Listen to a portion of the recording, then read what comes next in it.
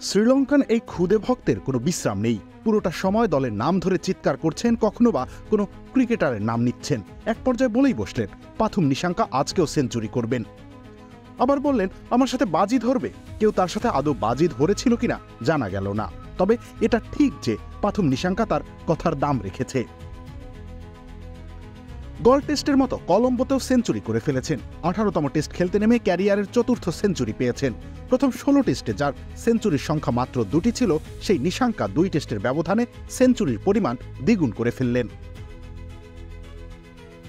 ধনঞ্জয় ডিসিলভা সম্ভবত ঠিকই বলেছিলেন, উইকেট পুরোপুরি ফ্ল্যাট ব্যাটিং ট্রাক, যেখানে কন্ডিশনের সাথে মানিয়ে নিতে পারলে বাকিটা সময় ব্যাটারদের জন্য ব্যাটিং খুব সহজ। আর এটা ওইটা না, কাপড় ধোয়ার একটাই সলিউশন, চাকা অল ইন ওয়ান। সেই সহজ কাজটাই করলেন নিশাঙ্কা। কলম্বোর এমনিতে আবহাওয়া মোটেও মাঠে থাকার উপযোগী নয়, প্রখর রোদ, তার সাথে বাতাসের আর্দ্রতাও বেশি। বাংলাদেশের বোলাররা শ্রীলঙ্কার ইনিংসের শুরুতে খানিকটা মুভমেন্টও পেয়েছিলেন, কিন্তু লম্বা দৌড়ে সেটা পাথুম নিশাঙ্কাদের জন্য কোনো বিপদ ডেকে আনেনি।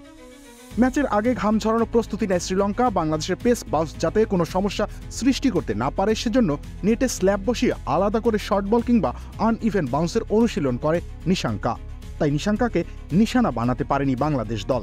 শেষ বিকেলে রোদ কমে আসলে আবহাওয়া ছিল আরও সহায়ক। তখন একের পর এক স্ট্রোকের ফুলঝুরি ফোটান নিশাঙ্কা।